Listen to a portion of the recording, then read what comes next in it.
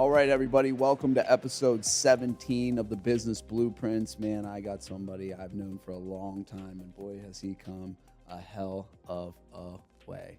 Dan Costantino with Achieve and the whole team. So I'm just going to say Achieve because you have Achieve renovations, you got Achieve. We go by Achieve Capital Partners because we have Achieve everything. Gotcha. Brand strong, though. Yeah, Brand strong. It's doing well. Awesome. Well, I appreciate you for coming on. Bryan, I appreciate you having me, man. So I've known you for quite a long time now. And let's just get started like kind of how we do with everything. You didn't start in real estate. No. I had a career in trucking and logistics. I was in sales. So you know my sister-in-law. Yeah. You guys branched out from the same kind of thing. So what kind of pushed you into the real estate world? I was just talking about it today. It was a non-compete. So I was in trucking and logistics. I did very well. Yeah, I remember we talked about that. Kind of ceiling. I was making a couple $100,000 a year, and I had a non-compete that they would not let go. Yeah. They sued college students, like right out of college, that were there for 3 or 6 months. If they went to another transportation company, they sued them. So I was like top 2 or 3 reps in the company. I could not go to another trucking and logistics company without going to court. And there's literally people that left 6-7 years ago that are still fighting that company in court today. So I didn't go that route. I figured I would start another side hustle, get myself another revenue stream. And I did leave. I went to software development sales for 2 years, had a blast, got into logistics another year. But at that time, real estate had become too much. I side hustled real estate for 5 years. Yeah, I remember that. Yeah. So when you were side hustling real estate, what were you focusing on then? Flips. Yeah, strictly flips. I think that's how all of us kind of started, right? So like I kind of got into the same thing. I did side hustled flips for years, and that's how we met and got introduced and did some other stuff. So what was the transition into, you broadened out into so many things in real estate over the last, how long? So what's the timeline you've been in real estate currently? This is my 11th. No, it's my 11th year. Yeah. I side hustled 5 years, and it's been 6 times full time. Yeah. So that's me. I'm 6 full time, as in like business I'm in now, and same thing. About 11 years in real estate, same thing. So what's the transition been like for you? Because now you sit in so many sectors of real estate. How did it diversify, and what kind of kept pushing you to diversify it? So I was chasing those streams of income, and I've since, I expanded and tried a bunch of different things, and I call it my, shiny penny period. Yeah. That was the first 5 years, but I learned to do so much. I did flips, and I was capitalized, right? I had great lines of credit because I had great W-2 income. My wife had great W-2 income. I had cash. I would get bonus checks every quarter. So I did flips. But I started my own website. I was doing pay-per-click, which was really working back then. It was cheap, like $50 a lead. It was something stupid.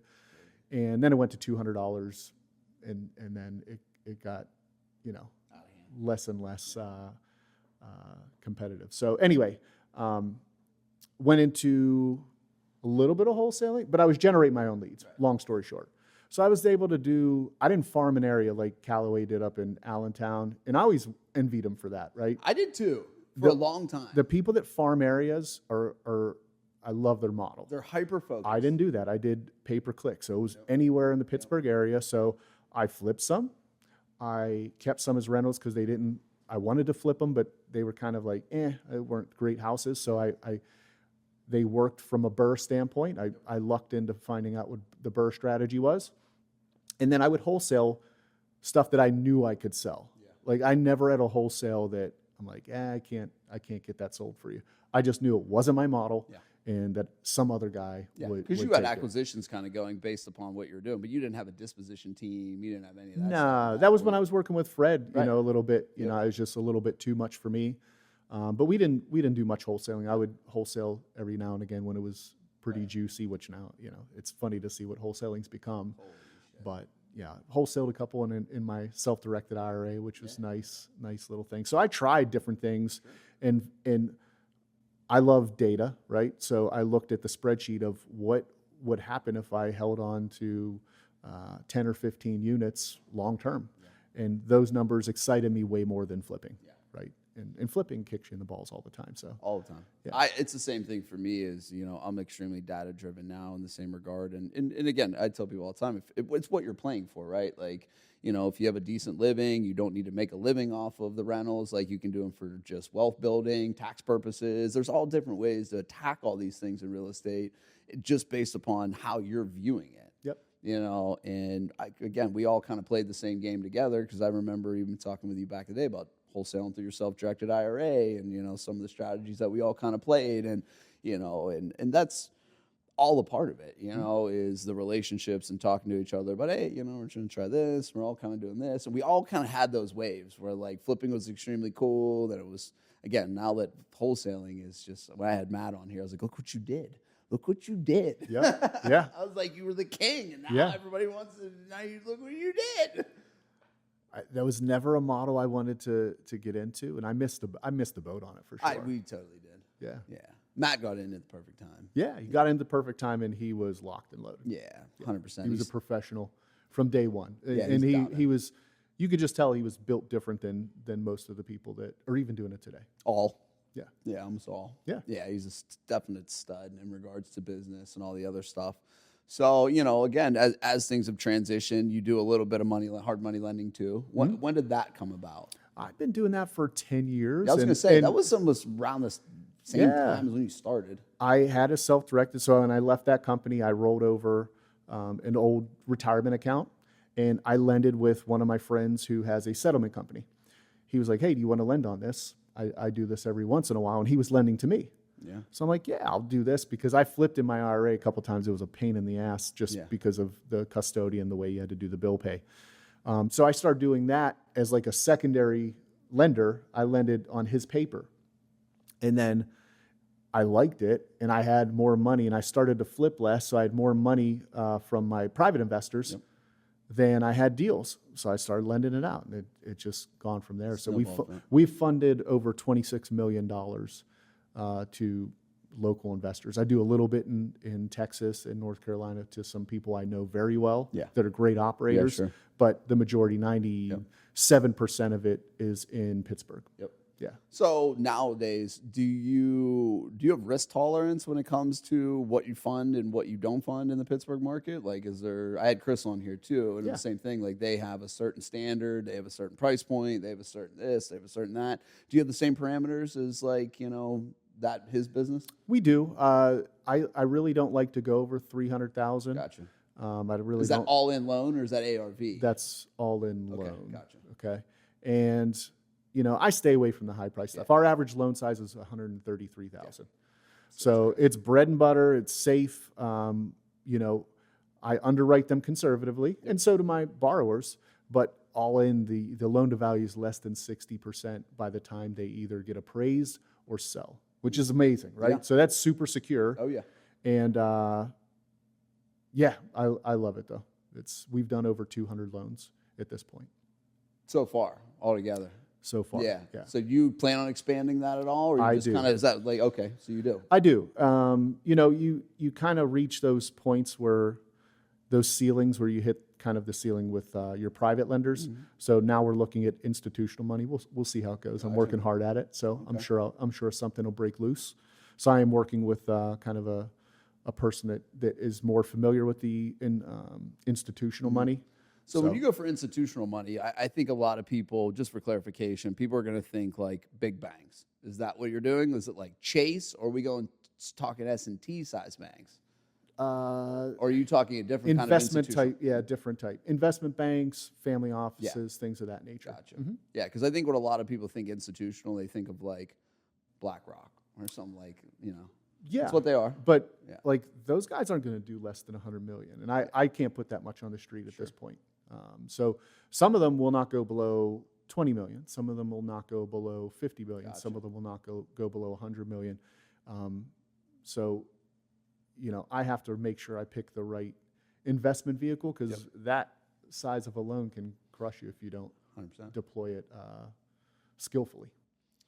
Yeah, because I think a lot of people, when they're just like, you're just managing money, moving numbers, like that's not true. Like that's not even remotely true. I would assume like when you're managing day-to-day numbers like that, it's what are some of the things, again, you got to be providing on the operator because cash flow is important. Like you're just throwing money out there. Like, we've gotten a lot better at underwriting. It's all about underwriting. I'm good at it, right?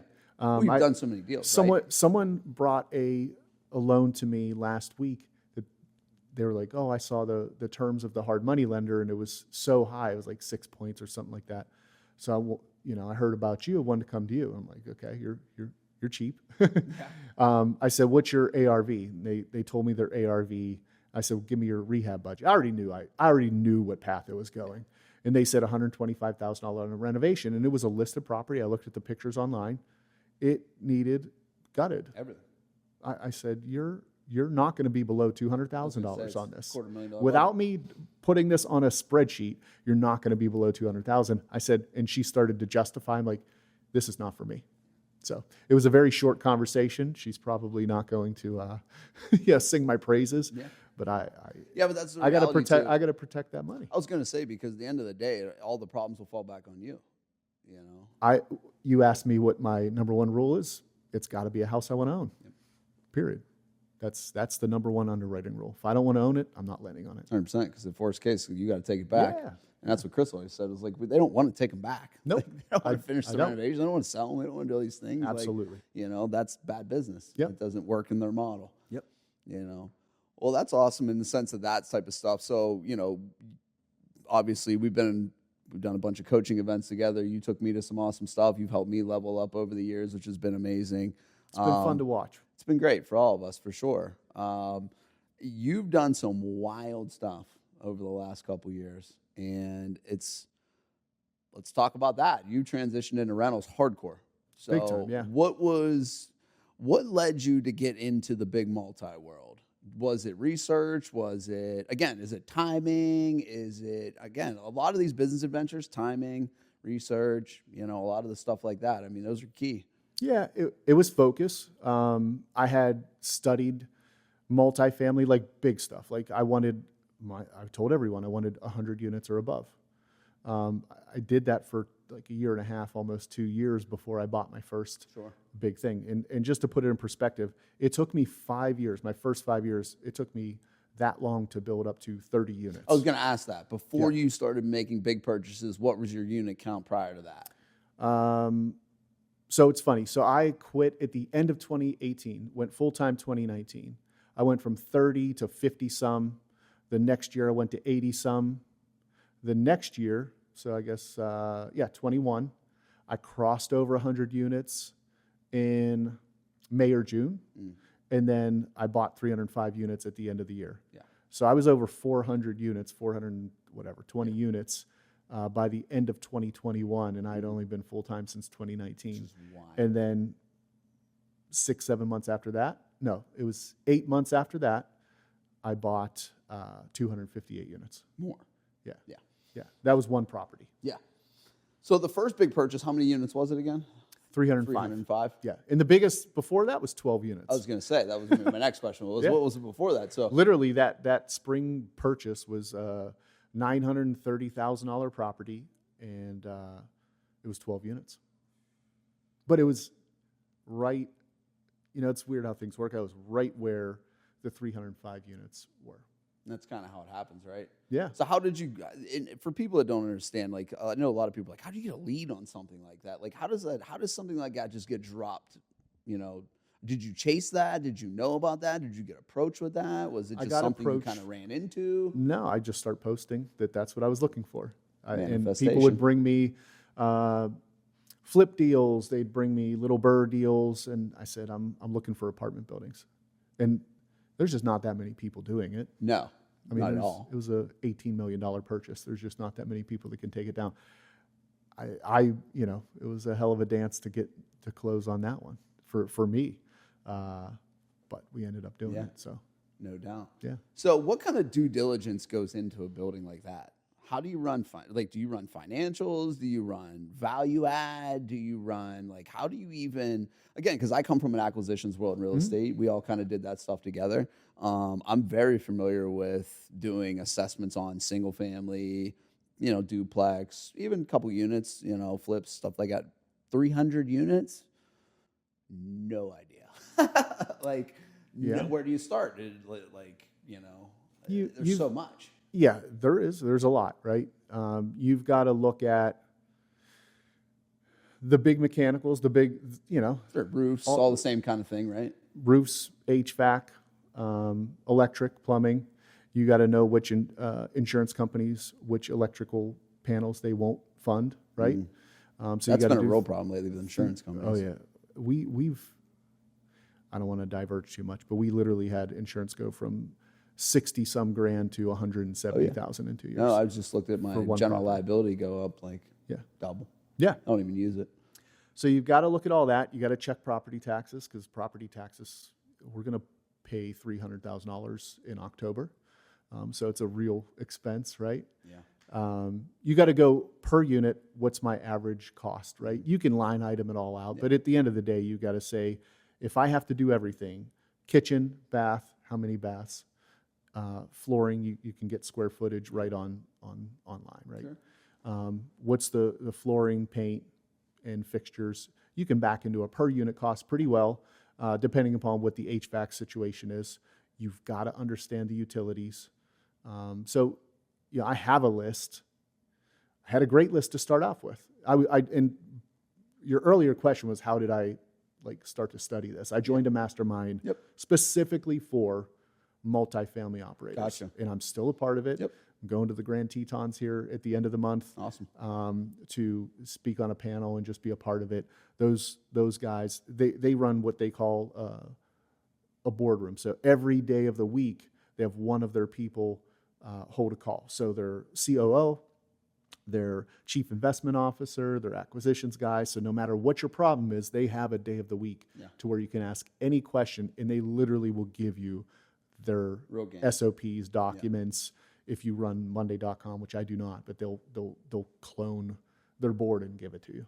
So that's been immense. Yeah. No, power of education. Yeah. Listen, and just being around it. Yeah. And 100%. you know it. You went to Apex and everything, and you see that these people are just human, right? So these people that bought these large properties, just like they weren't better than me. No, you know what I mean? They were the same as you, and they were in the same problems. That's what I told you about before. I mean, even when you get into these things and relationships that it kind of stems from, we were in the Apex together. We both took kind of a separation standpoint, both involved, but not as in depth as we were, because I had to do the same thing. I needed to get back in the business. I needed to do some things. And then, it got to a point of where I was like, all right, I'm at a point where I don't know what to do now. Like, I'm at that ceiling of if we're going to grow to a $25 million company, I've never done it. Like, I don't have no idea. So that's whenever I got more specific and then joined WinRate, just for construction consulting in itself, as a little bit more streamlined to what exactly I need. Yeah. And it all came from all the stuff, the relationships that we've done. You've got to be around the people that are doing it. Yeah. Bottom line. And what I went into Apex as versus what I exited, if you will. I still consider myself a part of it, as I told you. But I'm not going down there every week or every month, I should say. I'm a different person all around, just human business person. I tell people all the time, when I needed that fundamental foundation built and I needed some stuff, it was perfect at the right time. Yep. And I still talk to a lot of them guys from down there. We just told we got a call jump on it tonight. We have a call every Monday. That's awesome. It's been years. Yeah. And it's been great. I have literally lifelong relationships from that. And that's group. what it's really all about. Yep. At the end of the day. Well, so that was your first big purchase. Now looking back on it, we just talked about a little bit beforehand, that's almost fully stabilized, correct? Now. I'll say we're almost fully occupied. Gotcha. Okay. Not big stabilized. Yeah. So you can be a little more bold with rent raises and things like that as you increase occupancy. Sure. So we just crossed over 90% in our first portfolio, which is exciting. We have certain segments that are 100% occupied, and we have two properties that we have to work on, but we need CapEx money to do so. So we have to build up that reserves. But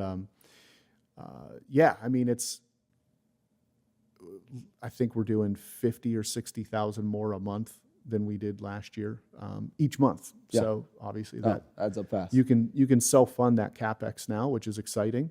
But we've come a long way. That one, put me through some pain, some sleepless nights. Well, that's why I don't hide from it. Yeah, that's why I wanted to talk about it a little bit, just because, I mean, anytime you'd venture into a world, any world really, your first time, it ain't probably going to be that glamorous, you know? You're going to go through some hell. You're going to have to push through some stuff. The first day we closed, the first day we had calls switched over to us, there was water running into someone's ceiling because someone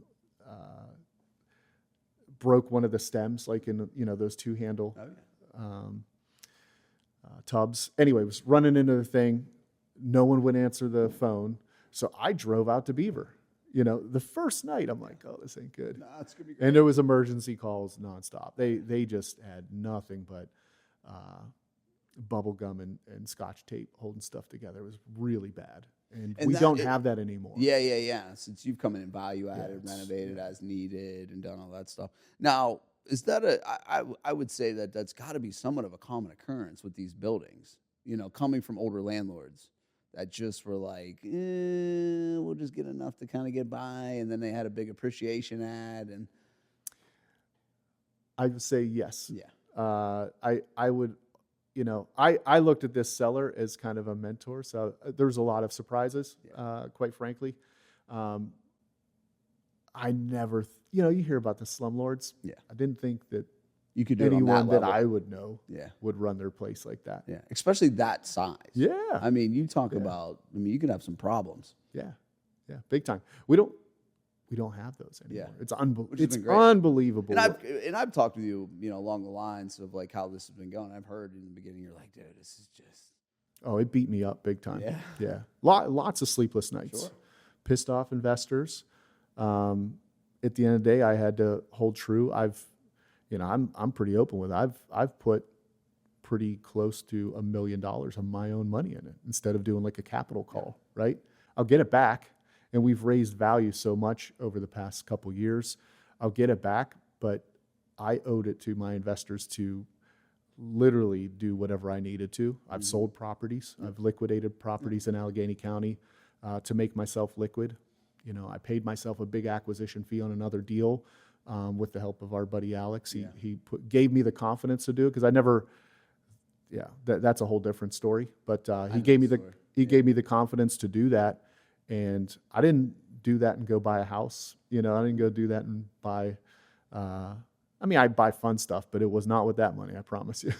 Sure. But that is what enabled us to execute this year. And I hired, I told you before, my COO last year, last October, first week. So it's almost been a year. And boy, it's been pretty fun since then.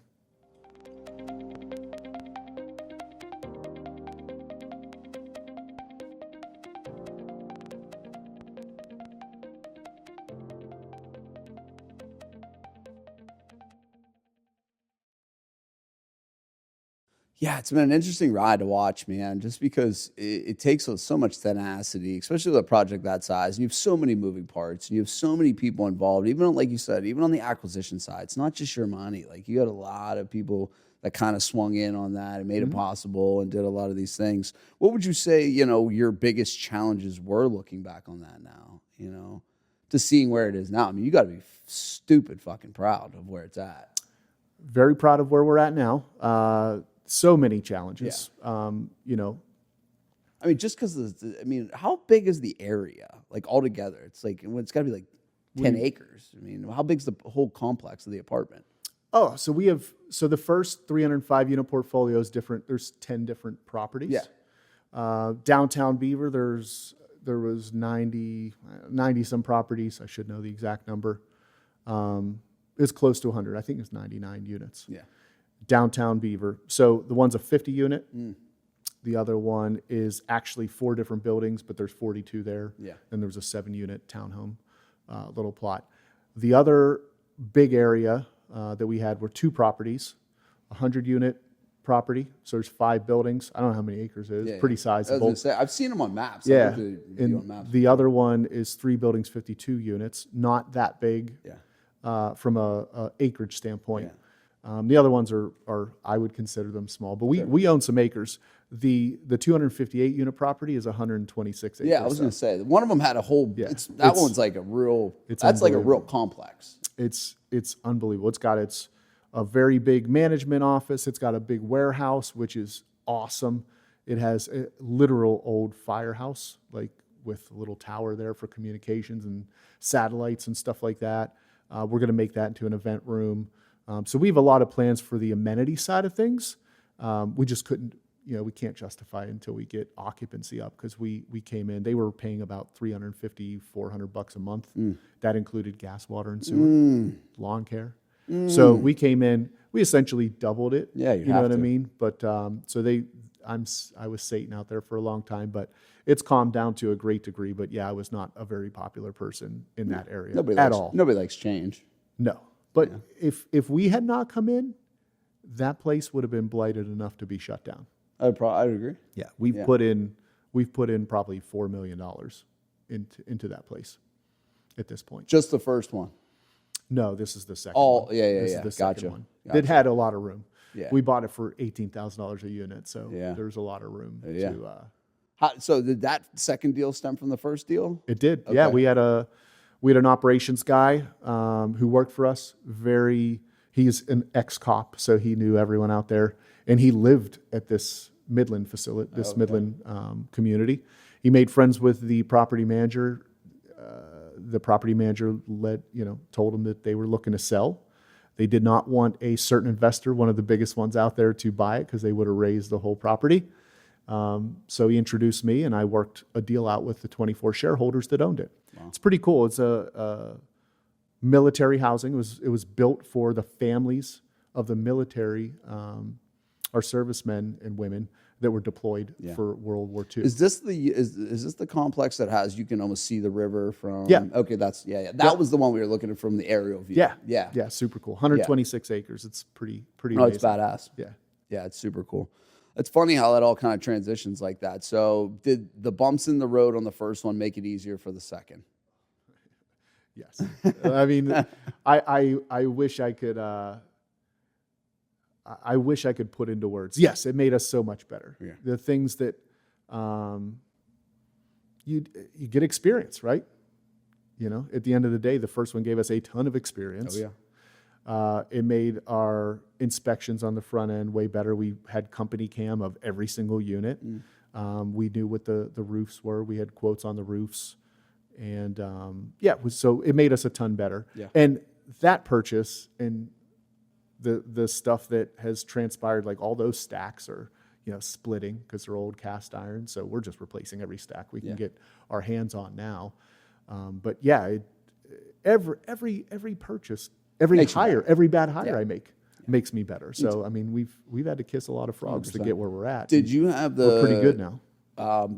The guy that you worked with is your current partner on? Was he your partner on the first one too? The guy that you were at the event with whenever I seen you there? Because I've seen your recent Facebook thing was all three. You and two other guys that all worked together, and it said, "What if we all three still worked at the same place together?" So that was we all worked at the same logistics company that is the one that would sue everyone. Yeah. And that's why I took a little swipe there, and I had since edited it. I don't need the drama, but I was feeling a little saucy. Sure. But yeah, man, so John was what's his expertise? He's the best leader I ever worked for. Wow. So when I came out of Robert Morris, I had an internship with Roadway Express, which was a Fortune 500 company. Yep. And he was one of the terminal managers there. And he was known to be one of the wild guys, everyone knew him. We'll put it that way. He's a big personality. And he was one of my bosses. We used to do entertaining, right? And I was a young idiot. I was in my early 20s. I mean, I shouldn't. I mean, they were giving me drinks before I was even 21 as an intern. Nothing bad, but when I became 21, in my mind, drinking was part of my job. It's the dumbest thing to say out loud now, but when I went and entertained, I would drink. I would drive and stuff like that. And we had one entertainment down in Station Square We were all out, like the whole company. We had a bunch of clients. It was a group entertainment. And he said, hey, I'll drive you home. I'm like, nah, I'm good. And I walked out the door. I saw him come around. He said, get in the car. I shot him a double barrel, and I ran. I ran to my car. Like, that's how sensible I was. Yeah. At a Fortune 500 company, if you get a DUI, like, you're fired. You're done. Yeah. I had to call him the next morning because I had rear-ended someone. Thankfully, everyone was okay, but my girlfriend at the time, now my wife, didn't answer her phone, so I had to call my mom to come get me out of the police station. And I had to eat crow and call him, and it was like the sickest. Oh yeah. Because he knew, sure. And I had to call him, and I'm like, I'm sure I'm going to be fired. He's like, let me see what I can do. He worked with the district manager, and they saved my job, which I will never forget. But anyway, we worked together for about 4 years there. I went away for 5 years. I wanted to make more money, went to a smaller company, and I told him, I was like, I want to make $100,000 by the time I'm 30. Like, no one I grew up around ever made $100,000. So he's like, that'll be hard to do, because he was very used to that Fortune 500 structured comp schedule, right? I went there and I bet on myself, and I did it. I couldn't wait. I was like 27 years old, I think, when I first made it, and I sent him a picture of the W-2 and stuff like that. Anyway, I was about 30 years old. An opportunity came up that he sent my way, but it was really for him. And I'm like, you need to do this. I was like, you do it. I'll come on board. And we went to that company up in Cranberry. I think it was Monaco. It was actually in Beaver County at the time. And yeah, we joined forces. We built a hell of an organization, a division in this organization. It was the most profitable in the company. And we worked there for 7.5 years. I was there probably 2.5 years longer than I wanted to be because of that non-compete. He was there a total of 10. Yeah. And then he actually went back to the big company. Instead of Roadway, it was Yellow that bought them. So they were a behemoth. I mean, they were a $5 billion company or something like that. I went on my own. He was one of my private lenders. His wife's one of my private lenders. And I had met with him last year, and I said, I need to be a better leader. You're the best leader I know. When you retire, like, come on board, And they went out of business last year. They squandered their opportunity because they got big COVID payout.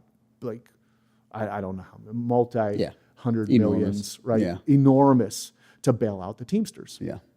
And they squandered that opportunity. And when the economy started to slow, they went down. So they went bankrupt.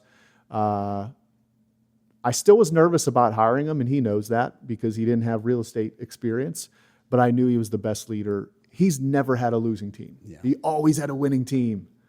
And I'm in that position now with some hiring positions. And I'm like, it makes you like, I get all these project manager and these sales positions. Like, not a lot of them have like real estate experience. And I'm like, this is such a tough transition, Yeah, I look back and now it's funny. I mean, it seems so obvious, but he is. It was not an easy road when he came on board. The team I had could not do what we needed to do. What we needed to do, it could not do.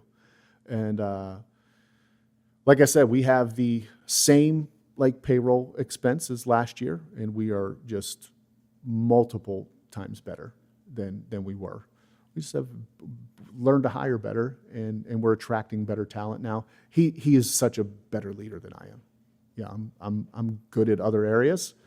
I'm good at the capital side. I'm good at the keeping my eye across the company. That 30,000 foot view. Yeah.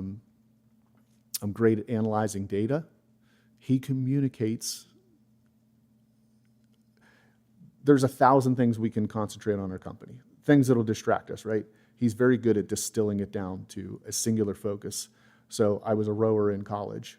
Everyone's rowing in the same direction. Yeah. And that's the biggest difference. It seems so fucking easy when you say it like that. I'm trying. I'm working on it. It's so not. And I'm working on it with him. Yeah. And I'm telling him, I need to learn this before you go. Because he's 60, sure. 60 years old. So, I mean, he's got a few years left. I'll have him as long as he wants to stay. 100%. I agree with that. And it's always great to work on somebody who you love to be around, And well, he's one of my mentors. Yeah.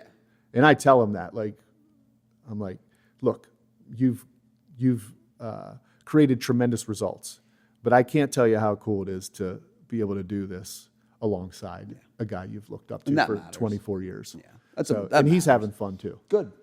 You know, and that's the thing. I mean, a lot of this stuff becomes extremely stressful in the same regard. But, you know, I told this to Alex before. I said, dude, at some point we all have to understand we're living our dream. Yeah. Like, we wanted this. And I had a shit week last week. I got all pissed off on Friday, left early at like 2:30.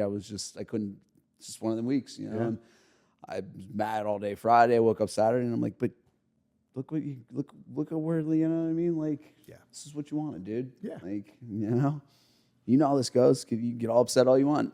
Went back in Saturday, completed what I was pissed off at. No one was there. It was quiet, you know, and just able to just get that stuff kind of done. And it's funny when you say that kind of stuff when it's, you know, the regards to when you start to grow things as fast as you do and we have or anybody has, it brings a level of difficulty that is so unfathomable. You know, there's ceilings. There's they say legit. There's levels to the game, and that is 100% true. Oh yeah. Running a 10-person company is not the same as a 20-person company. No.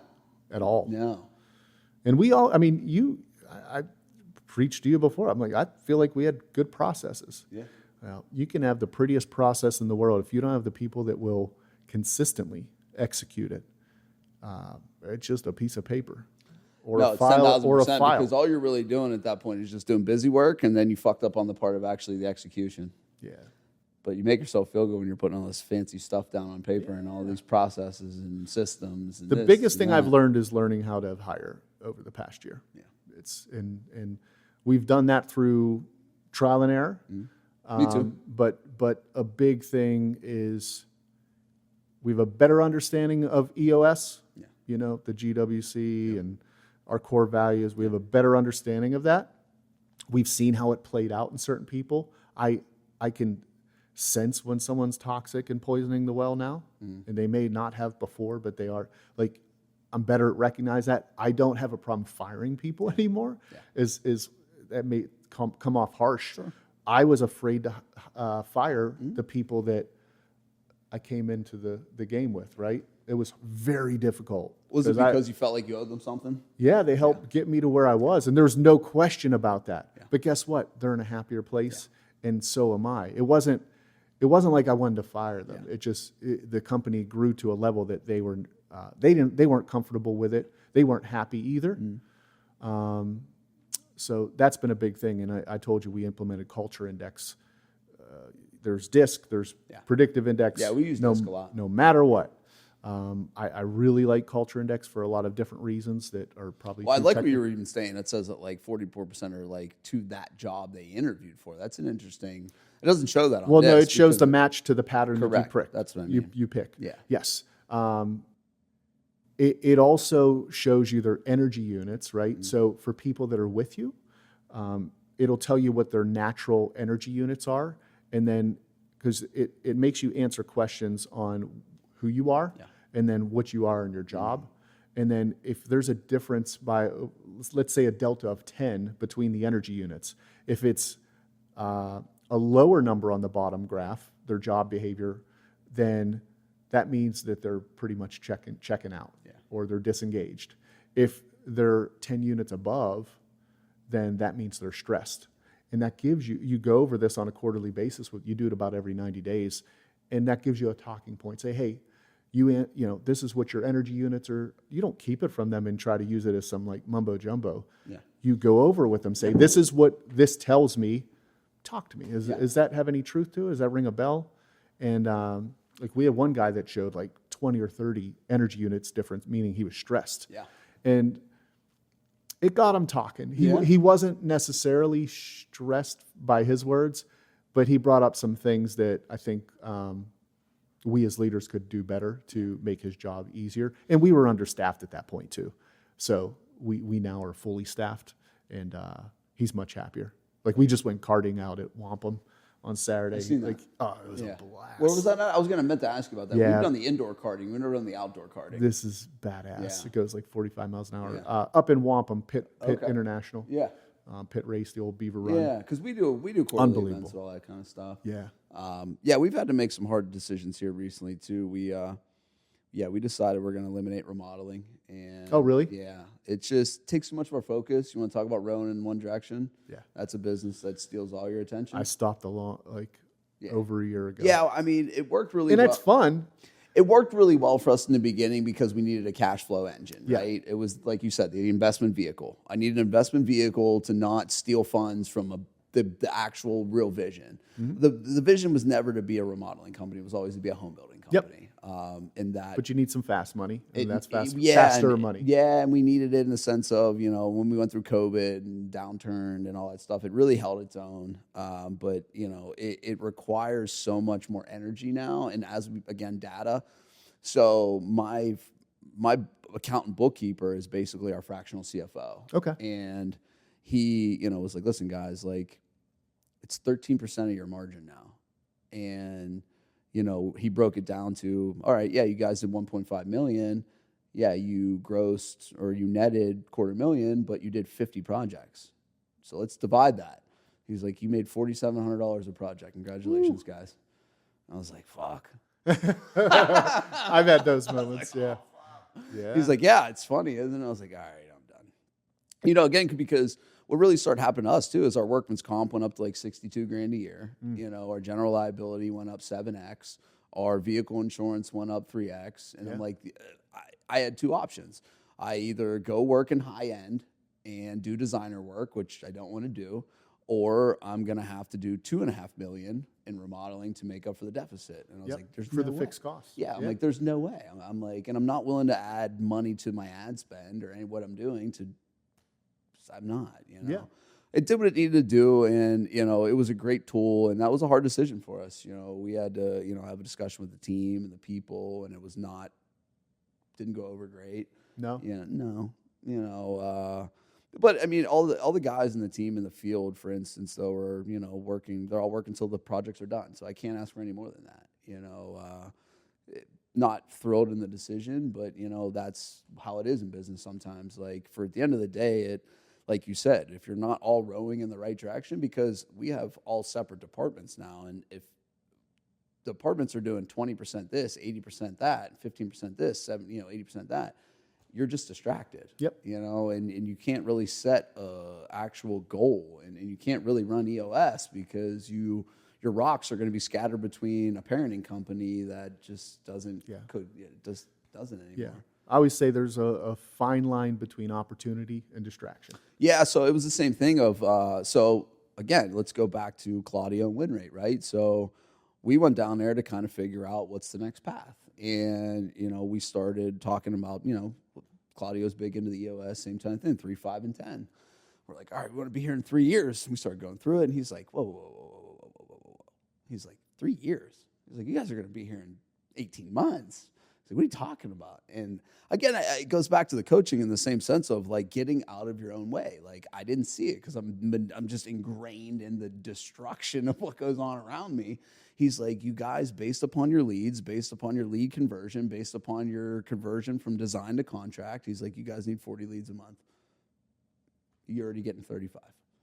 He's like, you have a sales process problem. Mm-hmm. You don't have. Yep. This is your problem. Yep. And I was like, oh, shit. Yep. So that's when we kind of decided the goal of, the new goal now is to go from 11 million a year to 24 million in the next 12 months to 18 months and implement on permit manager to. This is for new construction. Yeah. Awesome. We're going to go from the framework I like to tell people is we're still a custom builder. We're just frameworking our sales process differently, and we're going to we're building our masters now with like our catalog of homes and all the other stuff with options and pricing and this and that. It's just all data and KPIs because it got to a point with full custom with us, you're ceiling again. Like 11 million is all I can do because I can't get a client through our process in under 6 months. That's what it is. Yeah. So that's a decision. Like, you either want to go this route and play the game like that, or you want to systemize and you want to fix your process and framework it and figure out your sales durations and go from there. Yep. And that was the decision that we went with, and I don't regret any of that. And now I'm back in the operational minutia of creating the business model around that. Luckily, we already had a lot of things in place. Yep. Now it's just tweaking the systems and the processes, and again, hiring. I mean, we went on. Did you self-implement or did you hire an implementer?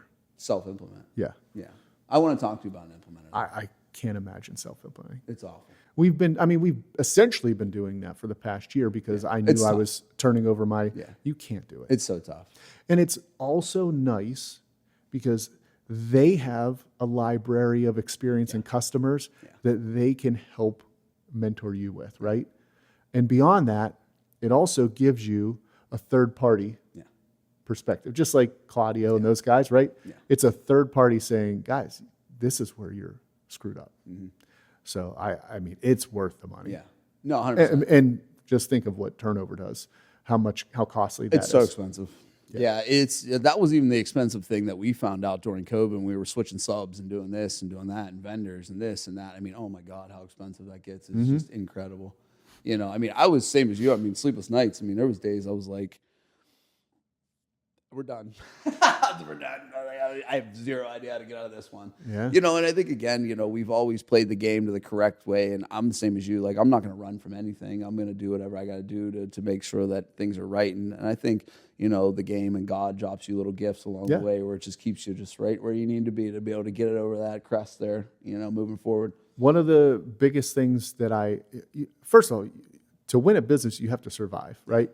And a big part of that I don't think a lot of business owners pay attention to is liquidity. Yeah. I was out at the Hormozy event in Las Vegas, and they said the CEOs, one of their biggest jobs is to not run out of money. Yes. And so that's why I've sold a bunch of products. I don't even know how many units I've sold at this point over the past year. Yeah. But I've trimmed probably 20 or 30 units, I think. Yeah. Maybe more. I don't even know. Yeah. And that was just stay liquid, because I might need a furnace or boiler system, 100%. Right? You know, $40,000 boiler system, which we have. Like we've, you know, I've. So you've self-taken that money back and put it back into the company, like you said, as $1 million. That's your capital. Yeah, right? And I do it the right way. I'll lend it to the company. I'm not. Yeah, it's paying myself interest. Yeah, it's borrowed on the books. It's a line item. It's not commingled money. Yeah. I've done it. Yeah, that was so. I did the same thing. You have to do that at some point, because if you can't, you're just slowly paying off, and you're never gonna get anywhere. Nope. Like we had like $85,000 left in COVID debt. I paid it off, and same thing. Line it into the books. Here's the structure. Yep. You know, pay it back. But liquidity is everything. Yeah.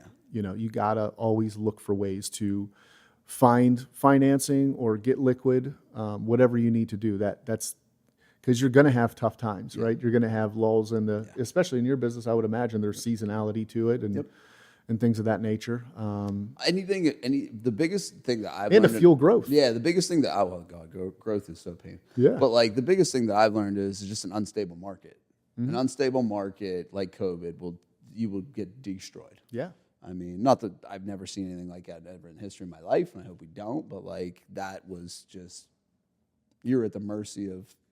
That was a weird time. I mean, I had 17 contracts signed I had to fulfill. Like, yeah, you went through it on that. Big time. We lost millions. Yeah, you know, and there was houses. I looked at the spreadsheets 2 weeks ago, and there was houses that I built for $80,000 losses. And you probably could have done something there, huh? Yeah. With change order of some magnitude, right? I just didn't. I was too scared. I didn't want to. Do you regret that now? No. You don't? No. Because I came out with the brand untarnished. Yeah, I get that, but I also think like the same thing I needed to pay myself that $1 million acquisition fee that ultimately saved my company. Sure. Didn't think I deserved it, right? Yeah. And I wonder, you know, both of us come from maybe some similar beginnings, right? And we don't think we deserve the money sometimes. I've had to have talks about that, for sure. Yes. Does that make sense? Yes. I'm not saying you need to change your answer. No, so I was scared in the sense of there was two things happening. The builders that were doing change orders based upon the inflation numbers of the market were going to court. And they were losing. Really? They were losing. And because almost any judge was almost siding with the homeowner, but like, this isn't their fault. Well, it's not mine either, you know, but And then What a time. Yeah. So then the relationship was extremely fractured, and then you're still building the house. Yeah. So I was just like, I hoped and prayed that we were. That's fair. I hoped and prayed that we were able to just keep selling and keep getting money into the business. That's what I tell everybody now. I'm like, we grew from 3 million to 10 million because we had to. Because if we didn't, I would have died. Again, we had no liquidity. I had some liquidity in my life. But yeah, you're playing a big game. But our first office was across the street. I sold everything. I sold my boat. I sold my truck. I sold everything nice that I owned. I got my lifestyle down to like zero. And again, because of Alex, and I was like, dude, I don't know, dude, I gotta get rid of this shit. Like, dude, I can't afford all this anymore. But I knew it was coming. And then I braced for impact, and we were luckily, like you said, I bought out the final of our debt, and dude, it was off to the races after that because our brand was strong. Yeah. We got reviews based upon people that were like, yeah, we've seen other people that we're building with. They got massive change orders. They got this. They didn't say anything. Dude, there was times I'd be handing them keys. This is my home. I get some nice stays here. Yeah, dude. I get to come sleep over every once in a while. I got 80 grand of my money into this. But again, it was all a learning curve in the sense of like, that really helped me and level look how much stronger you are now. Yeah, it made us so good. Yeah. It made us so good. In the secondary part to it, and I'm sure you've seen this, is when you become success, you start seeing laziness. That's the issue that we've had to overcome a little bit too. It's like you start to see a little bit of money come in, and everyone's not running on E anymore. I will say this. I would be worried about that if I didn't have my COO. Yeah. Some people are very good in a positive way of creating the next frontier, like the next goal. Yeah. This is the hill to climb. Let's go. Yeah. There's urgency all the time. The biggest thing we did this year was talk about how other companies start to lie down at the end of the fourth quarter, maybe the whole fourth quarter. I agree with that. We sprinted our ass off. We were getting capitalized through a construction loan on our Midland project. We didn't even have that money yet. We started construction up because we wanted to create that inventory to hit leasing season. Yep. And that was everything for us because we had more units available than we could lease. And that gave the leasing team no excuses, right? So that was a big thing for us. But you have to create the next. It's not. It's genuine. Oh yeah. If you're not growing, you're dying 100%. At the end of the day, right? 100%. But you've got to have good leadership. That, again, there's 1,000 things you could focus on. You got to distill it down to if you see the person cleaning the floor, what is our main goal? They got to know what that is. Yeah. If they don't, you're not painting the vision clear enough. Yeah, that was the big thing with Claudio and them is like, you have to go back and present this to everybody and understand exactly what's going on. If you're going to do this, everybody needs to be on board and everybody needs to understand what it's going to take. Yep. And it's been the same thing with me. Simple. It's got to be simple. Yeah. And same thing with me. Like the leadership stuff has just become more important than almost anything. Now at this point, like I've had to, try and learn empathy and all the other stuff that I'm just awkwardly not good at, and that's what I tell people a lot of is when you get to a certain point of the game, it's about how you are as a person. And this game's going to mold you into a better person, whether you want it or you're not. Because if not, like you said, you might be able to lead 5 people, but you probably might not be able to lead 10. You might not be able to lead 20. You might not be able to lead a team of 100. Yep. Like, it's a different ball game every aspect when you round that corner because you're bringing new people inside your sector, which might create waves, or maybe they won't, and that's becomes the hiring and firing is real. You hear it all the time, but have you ever let go of someone and said, man, I wish I'd have kept them around for a little longer? No. I know. But everyone has trouble with that component of leadership. So that's a big thing I've learned. Yeah, 100% in the sense of that. So have you guys sprawled on, you do property management now too? Just for our own stuff. But okay, yes. Just your own stuff. Yeah. Yeah, we own and manage just our own stuff. And that is because you kind of turned into a business. What's the reasoning behind it? So it's all under one umbrella? Is it control or control? Yeah. We wanted to control it. I would have never been able to entrust a value add project with an outsourced property management company. They would have robbed us. and patted us on the butt on the way out the door because we would have, so. Your dad's a part of it, isn't he? Yeah, he's my maintenance guy. So he retired, and I brought him back in, got him a little company truck, and he does our locks. He keys our locks and stuff like that. Does some of the, reads the water meters for us to make sure that they're working. It helps us recognize where there's leaks. Wow. Yeah, I mean, a toilet can cost you. Yeah. So we find those because we read those every single week on Wednesdays. Nice. So he takes pictures, puts them in Slack, sends them to a VA in the Philippines. They put in the reading. Yeah. It calculates it on versus what it was last week. It tells us what the variance is, and there's conditional formatting to see which buildings we have to go. I've had no success with VAs. None. We have 6, None. And they're gorgeous. I love them all. I've never, no. We've had to let go of some, and again, I felt bad because they're really nice people. Yeah. But we have excellent VAs. Yeah. We just hired one that is a maintenance coordinator. Wow. She did it for another management company. Like, she triages every work order. Are you brokering them through a bigger company like Sphere Rocket or something like that? I mean, I don't consider that brokering. They find them, they place them. Are you using Sphere Rocket? Yeah. I think they're the best. Yeah. Yeah. Gotcha. By far. Like, their hiring experience is great.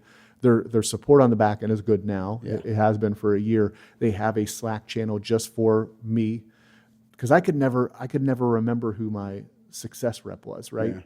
Now I just put in Slack, and like they help you. I had a new VA that had issues with her computer. She wanted me to buy her a computer. I asked them, "Is this normal?" They're like, "No." So they talked to her, and it was fine. Yeah. But they're like, "No, you have to have a computer to be a VA." Yeah, sure. It's kind of like your number one thing. Yeah. But even getting supplies there, they'll help you with shipping. Like, they're the best. I mean, I highly. Yeah, I just haven't had any success with it, and we tried it for a couple things. It was more like data entry and stuff like that. But we have full blown accounts payable. The last one we hired was a trainer for Intuit for QuickBooks. She's nails. We have. You should see our KPI dashboard now. It's ridiculous, but the 10-80-10 rule, right? I did the first 10% of this project and painting the picture of what I wanted. She went away and did 80% and put it all together, and then I polished up the last 10%. And now I've helped her delegate and elevate, right? I had her create looms of how to fill out all those KPIs, so she doesn't have to do that on the weekend when she's not working. She was literally doing these KPIs on the weekend, so we'd have them for Monday EOS. Yeah.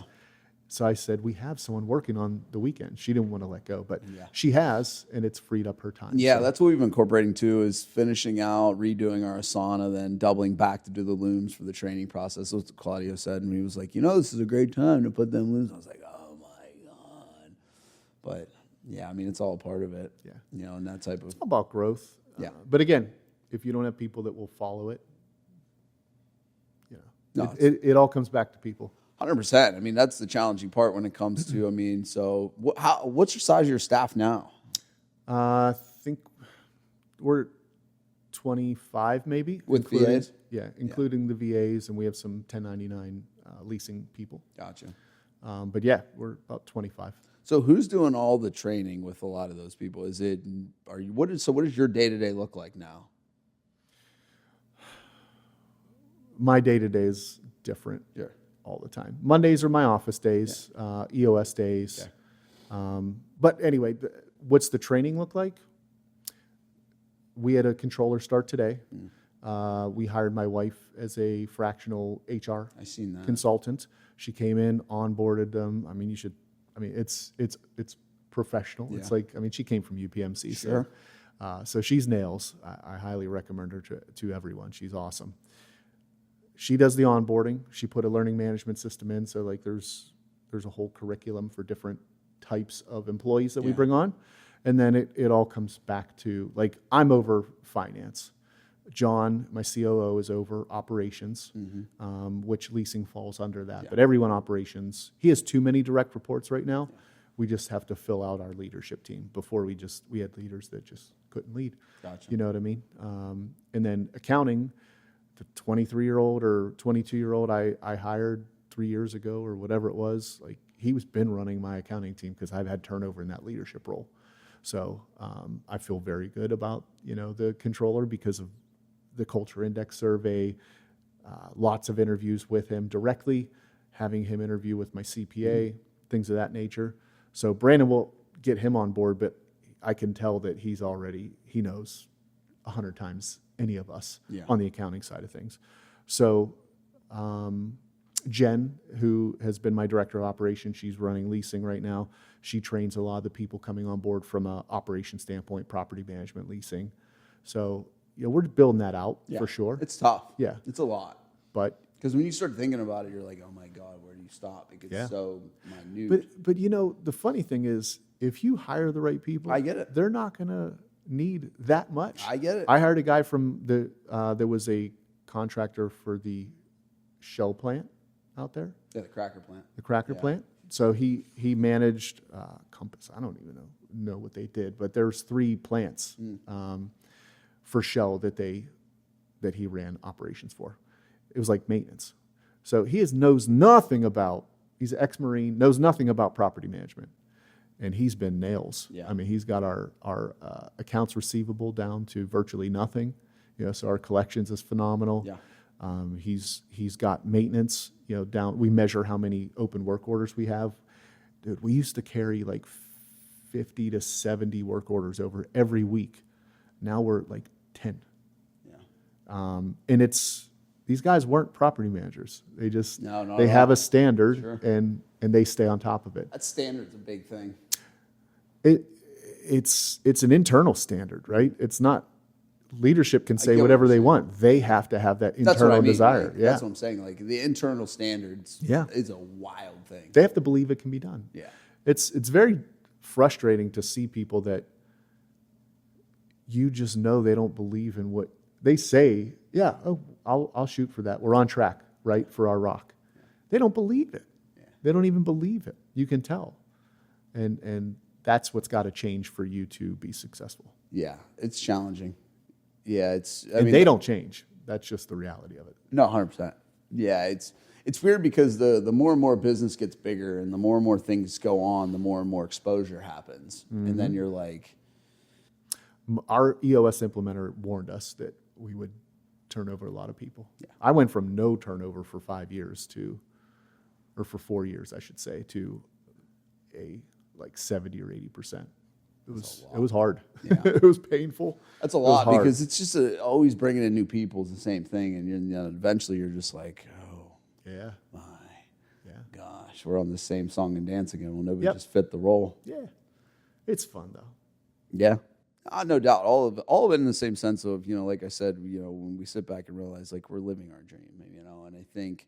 That's always the aspect of something that people don't ever really realize is it's not just about money. It's not just about this. Like it's the impact of what you got going on and the other stuff. It's super important though to not become a prisoner of your company, of your business. And I would say last year I felt like I was. Oh, I've been there for sure. But having the right operations, the right integrator. Yeah. Has made the ultimate difference. Like I took my family to London this year. I bugged out to Deep Creek just for a weekend, but I took Friday off, didn't even tell John. Yeah. And I told him I was driving down there, and he wore that as a badge of honor. Yeah. He's like, he didn't even plan out with me. He felt comfortable enough to go down to Deep Creek, and cool, that's awesome. Yeah. And I want him to be able to go out. And when he goes on vacation, I lock in. And go back to what I need to do. And he tries to keep me out of it, right? Because he has pride. Sure. He doesn't want me to be involved. Yeah. He wants the company to run, And again, the definition of a true business is being able to go away for a month. And does the company have more money than when you left, right? Yeah, I was just telling the story of that whenever I was at Urban and they did that. I was talking to my partners about it because I went through the whole EOS implementation. Yeah, that's right. Did it. How did they do with that? I mean, it went pretty good, But again, there were challenges. I mean, they passed out a SON and nobody fucking read it, including myself. Nobody read it, but they didn't hold us to the standard of that at that time.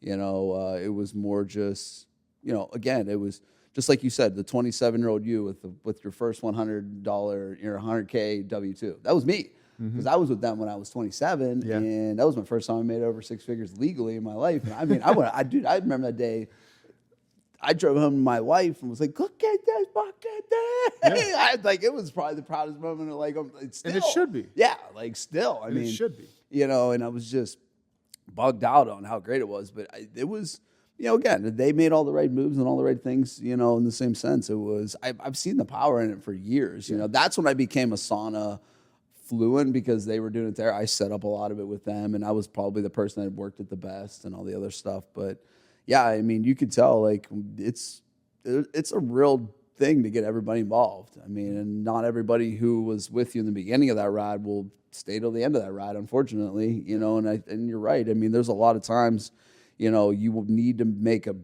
fire and you're just like, oh, it's gonna disrupt everything, but then you're like, you're already disrupting it. You know, just pull pull the trigger. We had one field guy one time, and he was so toxic. Oh my God, it was so awful. And I think we let it ride for so long because he was so good. He was so good, but he cost us so much money. And I kept like, all right, I'm gonna fire him. And then I wouldn't. And finally one day my partner looked at me, he's like, what the fuck are you doing? I was like, I'm firing him, fuck it. Like, I'm doing it. All right, I'm doing it. And then I did, and it was just like, you know, again, it spiraled, and they turned us into unemployment for like trying to say we weren't paying them on. Nah, I got an unemployment audit that's so far up my ass right now. Really? Like, oh my God. Yeah, but man, I don't regret it. Yep. Yeah, I don't regret I've it. had some people that I thought I would be very, I thought we were going to take a big step back without them. Yeah. And you really don't.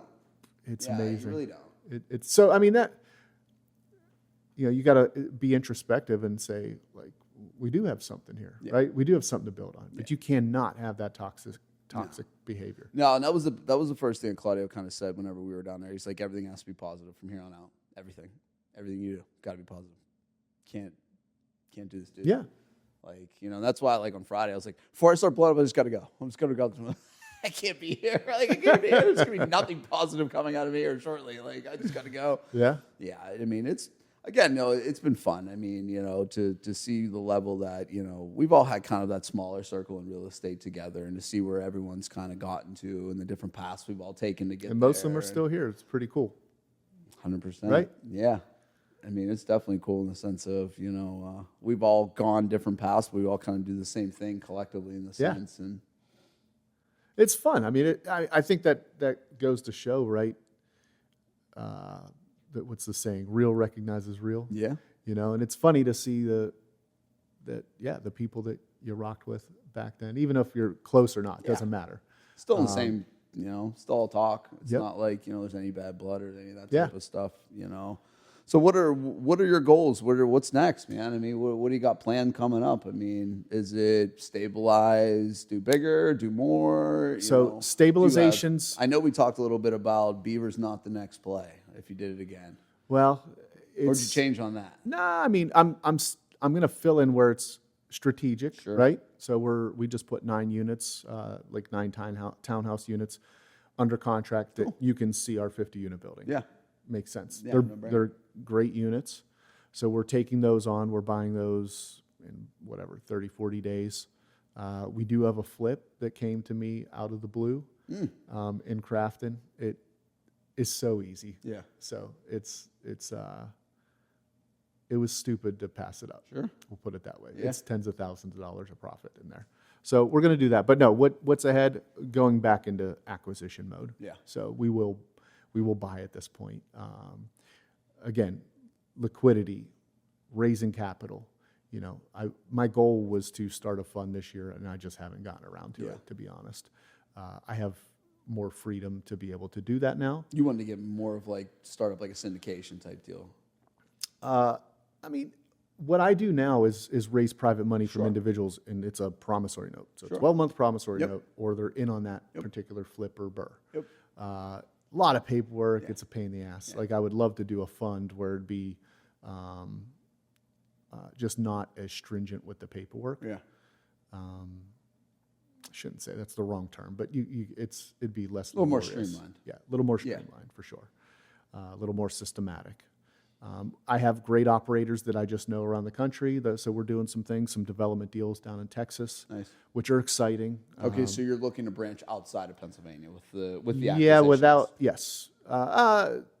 Partnerships, strategic partnerships, and then also if we can get a large 100+ unit community. Yeah. We can put our systems, we can deploy that now. Okay. Yeah. So Cool. it will not be, I can't buy a 20 unit Sure. in Omaha. Yeah. Right. But Doesn't I make any can sense. buy a 120 unit Yeah. in Omaha for sure. Gotcha. For So sure. 100 units the minimum. Yeah.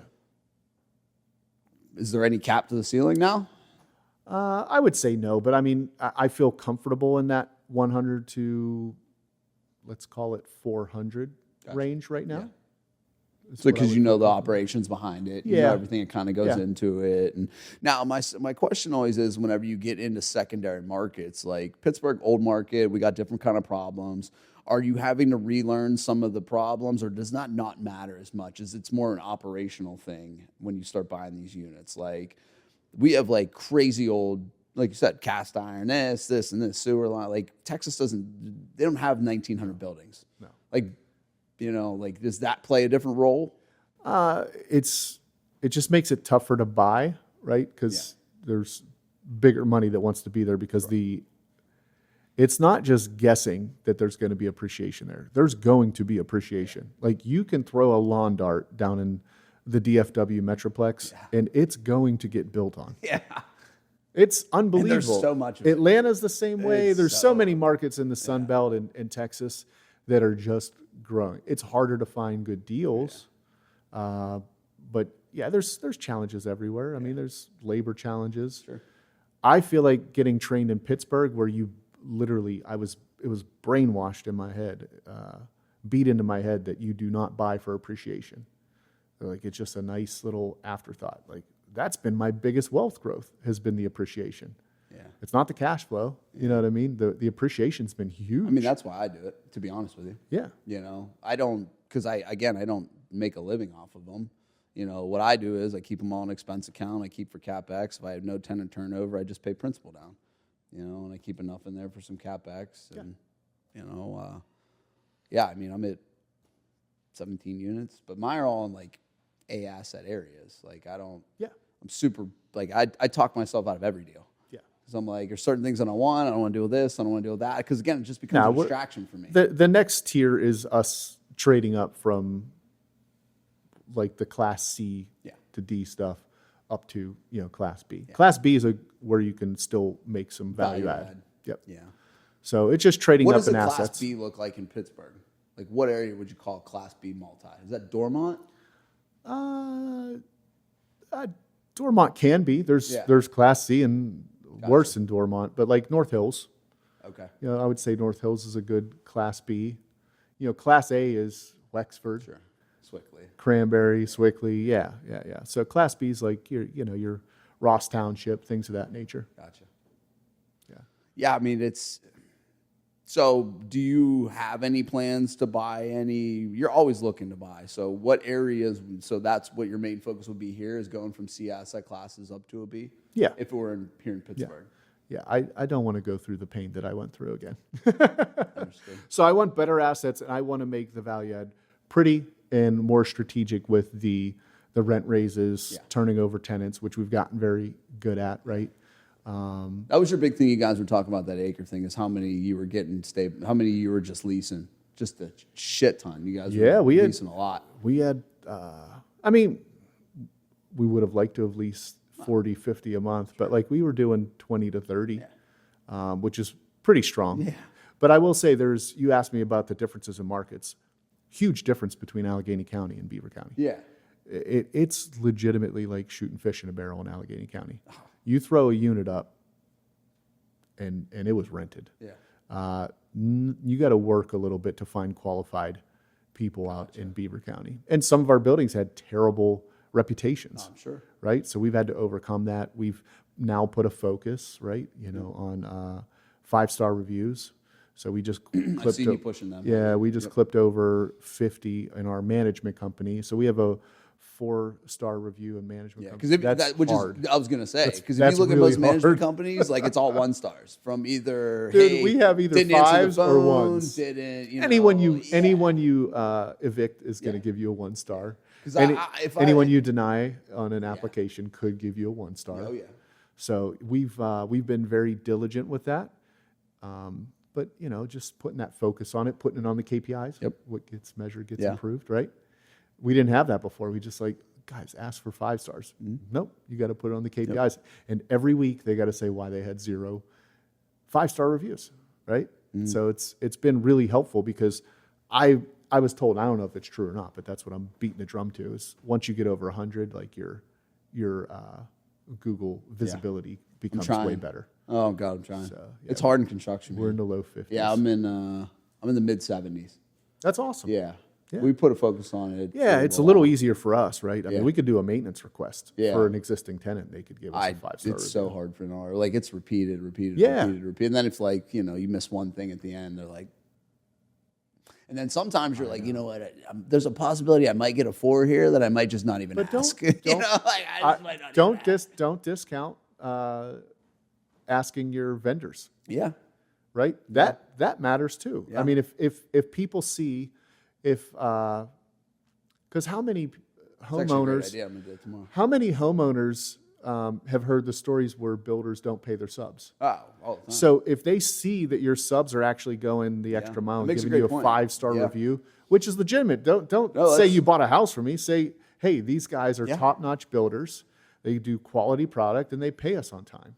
Yeah. Like, that's a hell of a referral. It's a great point, you know, and that's been a strong thing for us is and even employees. Yeah. Just say, hey, I love working here. No. Right? Totally. Well, man, it's been amazing. I mean, dude, it's been a conversation I wanted to have. You know, I wanted to learn a little bit more about the first one because I knew that was a real fucking eye-opening experience for you, and it made me so much better. Yeah, it always does. Yeah. You know, and that's the thing is that people don't understand when you're willing to take the risk, you're willing to figure it out, and you come back on the other side, you're so much better than you were when you started. I didn't buy for 2 years, just to be very clear. I did not buy. Yeah, I didn't buy for 2 years because I needed to stabilize. Yeah, and some could argue that you could grow your way out of that with better deals. We didn't have this. We didn't have the operations team to do it. Yeah. So I feel very confident in the way we handled it, and now we have the right leadership. I think you did it immensely because you would have only got yourself in so much more problem when you couldn't execute on the operations. Yeah. You know, I think you played it great, man, and. You know, kudos to all your success. You absolutely deserve it. You know, likewise, man. You are one of the people that I pay attention to a lot, and it's great to see you doing, amazing things and changing. Hey, Beaver, regardless of what you're doing, you're changing the atmosphere of it, and that's great. You know, achieve the beef. Well, thanks for your time today, man. Hey, thanks, Bryan. I appreciate you, man. Yep.